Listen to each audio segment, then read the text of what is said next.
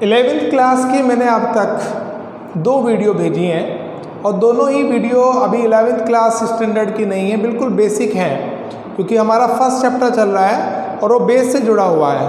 और उसमें मैंने बिल्कुल बेस से यानी कि 9th और 10th की बातों को जो 11th के फर्स्ट चैप्टर में है, मटेरियल है, कंटेंट है, उसी कंटेंट से जोड़ने की कोशिश की है।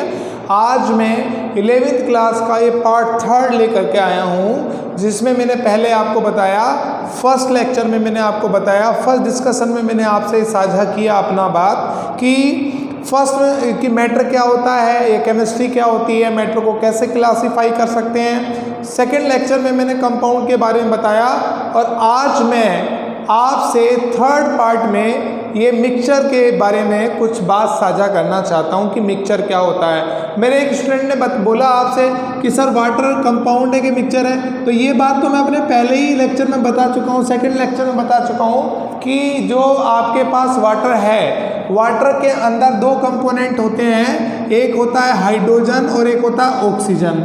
आप बताइए जो हाइड्रोजन कितने पार्ट में होता है वॉल्यूमेट्रिक तरीके से अगर हम बात करें, एलिमेंट की फॉर्म में देखें तो आपने 2 into H और ऑक्सीजन 1 into ऑक्सीजन, यहाँ पर O।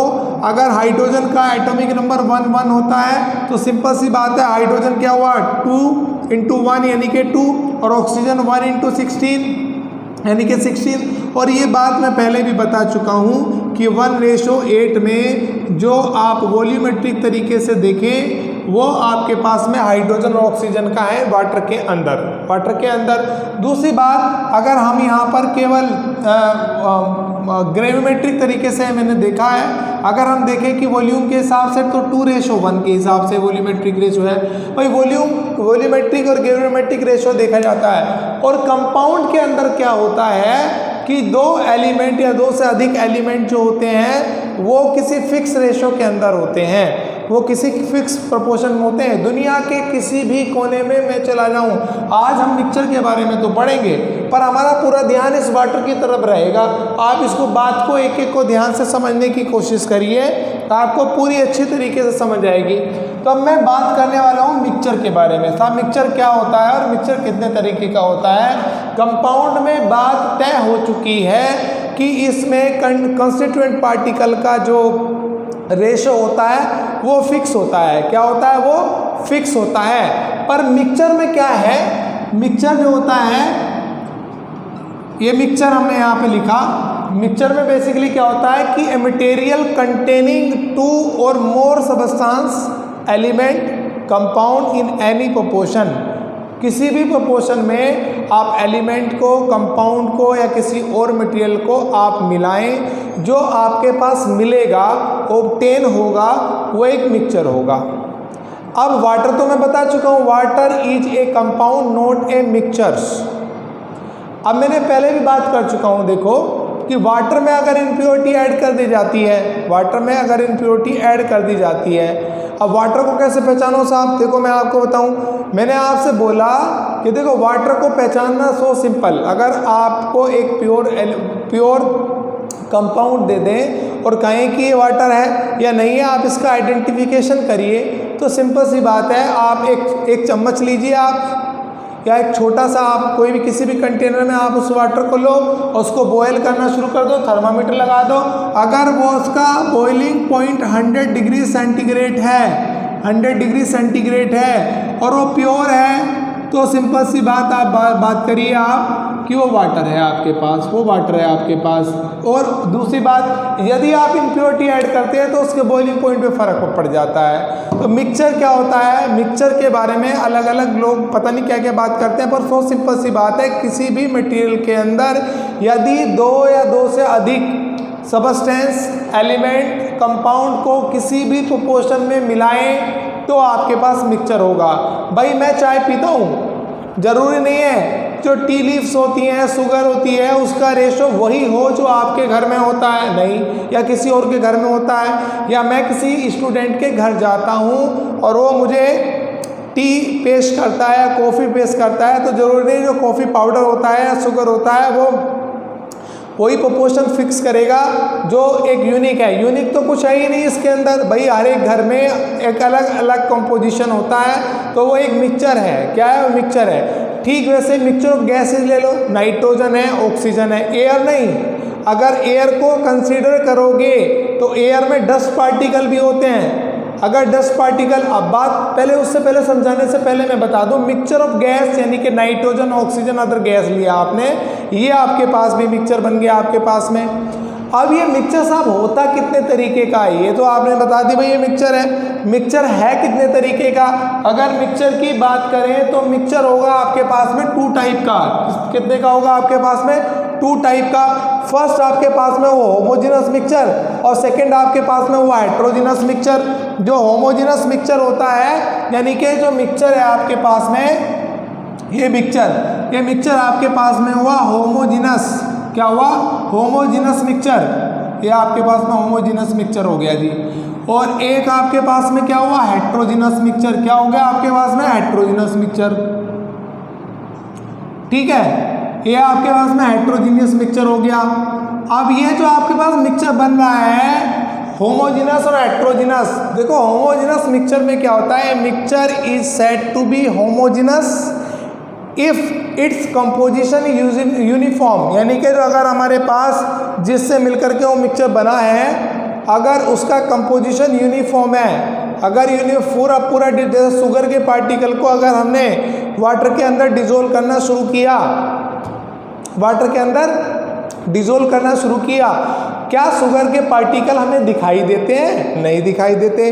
वो यूनिफॉर्मली डिस्ट्रीब्यूटेड हो गए हैं वाटर के पार्टिकल के अंदर। वाटर के बीच में जो इंटरकैलरी स्पेस होता है, एक वाटर मॉलिक्यूल्स और दूसरा वाटर मॉलिक्यूल्स के बीच में जो खाली स्थान होता है, ये खाली स्थान, इसे इंटरकैलरी स्पेस बोलते हैं। इसमें शुगर के पार्टिकल छोटे छोटे पार्टिकल के रूप में साइज में डिक्रीज होने के बाद में जैसे डिजोल्व करते हैं उसके अंदर, तब उसमें यहाँ पर वो फिट हो जाते हैं, तो हमें अपनी आंखों से वो दिखाई नहीं देते। इसे हम बोलते हैं यूनिफॉर्मली डिस्ट्रीब्यूटेड, यानी कि जो अदर कंपोनेंट है उसको हमने क्या किया, पानी में डिजोल्व किया, वाटर में डिजोल्व करना शुरू किया, और वो अगर यूनिफॉर्मली डिस्ट्रीब्यूटेड हो गया है तो होमोजेनस हुआ, और अगर कंपोजिशन नॉट यूनिफॉर्म है यानी कि पूरी तरीके से डिस्ट्रीब्यूटेड नहीं हुआ है तो वह हेट्रोजेनस है।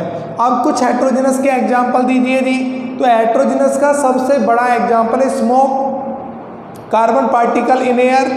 कार्बन पार्टिकल इन एयर तो आप देखें वो पूरी जो यूनिफॉर्मली डिस्ट्रीब्यूटेड नहीं होते हैं, तो स्मोक भी इसका हेट्रोजेनस का एग्जाम्पल हो सकता है। गन पाउडर भी आपका हो सकता है। Oil in water, dust particle in gas यानी कि एयर, डस्ट पार्टिकल जो होते हैं, डस्ट पार्टिकल भी होते हैं और अदर गैस भी उसके अंदर मिक्स होती हैं। तो ये आपके हेट्रोजेनस के एग्जाम्पल हो सकते हैं, जिसकी वजह से हम कह सकते हैं। अब कुछ साहब मैं आपको एक सिंपली बात बताऊं, आपको कुछ होमोजेनस के भी एग्जाम्पल मैं आपको देता हूं। जो होमोजेनस हमारे पास होता है, पहले ये नोट डाउन कर लो आप और समझ लो पूरी तरीके से कि क्या होता है। मेरी बात को एक एक बात को समझो। मैंने बोला मिक्सचर ऑफ गैस, अगर एक से अधिक गैसें हैं आपस में और यूनिफॉर्मली डिस्ट्रीब्यूटेड हैं पूरी तरीके से, ऐसा तो नहीं है कि उन्हें यूनिफॉर्मली डिस्ट्रीब्यूटेड नहीं है, तो कह सकते हैं कि ये एक होमोजेनस एग्जाम्पल है। देखो हम गोल्ड खरीदने जाते हैं तो गोल्ड में क्या होता है, कॉपर को मिक्स कर दिया जाता है। गोल्ड में क्या करते हैं, कॉपर को मिक्स कर दिया जाता है उसको हार्ड बनाने के लिए। तो एलॉयज यानी कि गोल्ड प्लस कॉपर, ये भी एक होमोजेनस एग्जाम्पल है। ये सॉलिड का एग्जाम्पल है। ब्रास, ब्रोंज, शुगर को डिजोल्व करते हैं वाटर के अंदर, मैंने बताया। अब बात डिजोल्व, और एक वर्ड बोला मैंने डिजोल्व, बार बार बोल रहा हूँ डिजोल्व। बात समझिए, जब डिजोल्व और 2 वर्ड बोले जाते हैं, एक तो डिजोल्व होता है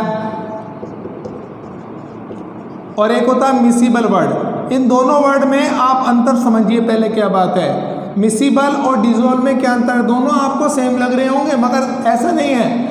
जब भी आप अपने घर में होते हैं तो आप शिकंजी बनाते हैं, तो आप उस शिकंजी के अंदर थोड़ा सा पानी लेते हैं पहले, और पानी के अंदर शिकंजी पाउडर डालते हैं, फिर शुगर डालते हैं, तो कहते हैं डिजोल्व कर दो उसको। कभी मिसिबल वर्ड नहीं बोला, कभी नहीं बोला। पर इथाइल यदि अल्कोहल में वाटर डालें तो कभी किसी ने डिजोल्व नहीं बोला। अगर अल्कोहल में वाटर मिलाएं या वाटर में अल्कोहल मिलाएं तो कभी किसी ने कहा डिजोल्व कर दो, नहीं कहा। क्यों नहीं कहा, उसका मैं कारण आपको समझाता हूँ। जब सेम फेज की चीज़ें होती हैं, फेज यानी कि सॉलिड लिक्विड गैस। जब हमने मैटर को पिछली वाली वीडियो में क्लासीफाई किया था, matter can further classified into 2 category. First physical behalf पर सॉलिड लिक्विड गैस। तो सॉलिड को लिक्विड में या लिक्विड को गैस में जब भी आप डालेंगे और डिज़ोल्व करेंगे तो वर्ड डिज़ोल्व किया जाता है, क्योंकि जब दोनों की फेज अलग होती हैं। अगर सॉलिड है लिक्विड में डाला तो वह डिज़ोल्व आएगा, अगर लिक्विड को लिक्विड में डाला तो वर्ड डिज़ोल्व नहीं आएगा, फेज आर सेम। तो वर्ड क्या आएगा? मिसिबल। क्या आएगा वर्ड? मिसिबल। वर्ड क्या आएगा? मिसिबल। ऑक्सीजन डिज़ोल्व है वाटर के अंदर, तभी तो फिश इजीली कंफर्ट है, वहाँ पर आराम से ऑक्सीजन डिज़ोल्व है उसके अंदर। अगर वाटर के अंदर ऑक्सीजन ना हो, डिज़ोल्व ना हो, तो फिश कैन नॉट लिव, वो नहीं जी सकती हैं, क्योंकि वो ऑक्सीजन गिल्स के द्वारा सेपरेट करती हैं। ऑक्सीजन डिज़ोल्व है, ऑक्सीजन डिज़ोल्व है वाटर के अंदर, तो ऑक्सीजन क्या हुआ? ऑक्सीजन तो भाई सब जानते हैं, ऑक्सीजन एक गैस है और वाटर क्या है? एक लिक्विड है। तो क्या हो गया? लिक्विड और गैस। ये तो ये वर्ड क्या आएगा आपके पास में? वर्ड आएगा डिज़ोल्व। वर्ड क्या आएगा? डिज़ोल्व। ये बात ध्यान से समझ लीजिए। तो मैं बात कर रहा था मिक्सचर की। मिक्सचर क्या होता है? मिक्सचर आपके पास वो मटेरियल होता है जिसमें 2 या 2 से अधिक सब्सटेंस, एलिमेंट, कंपाउंड किसी भी प्रोपोर्शन में मिलाएं। मिक्सचर कितने तरीके का होता है? मिक्सचर होता है 2 तरीके का, होमोजेनस एंड हेट्रोजेनस। और कुछ होमोजेनस के एग्जाम्पल मैंने दिए, कुछ हेट्रोजेनस के मैंने एग्जाम्पल दिए। अब मैं आपको नेक्स्ट पिछले लास्ट वीडियो में, प्रीवियस वीडियो में मैंने कंपाउंड पढ़ाया, आज मिक्सचर के बारे में दिया। और ये कोई नई बात नहीं है, ये भी एक बेसिक पार्ट है। इससे पहले हम 9th में, 10th में मिक्सचर, यानी कि 7th 6 से पीछे पड़ जाता है। मिक्सचर बताइए मिक्सचर क्या होता है, तो आप मिक्सचर और कंपाउंड के बारे में पढ़ते हुए आए हैं। तो मैं आज आपको फर्स्ट टाइम एक होमवर्क देता हूँ। आज मिक्सचर और कंपाउंड में 5 डिफरेंस आप बैठ करके जब ये वीडियो कंप्लीट कर लेंगे उसके बाद लिखेंगे और मेरी नेक्स्ट वीडियो का आने का इंतजार करेंगे। Thank you very much.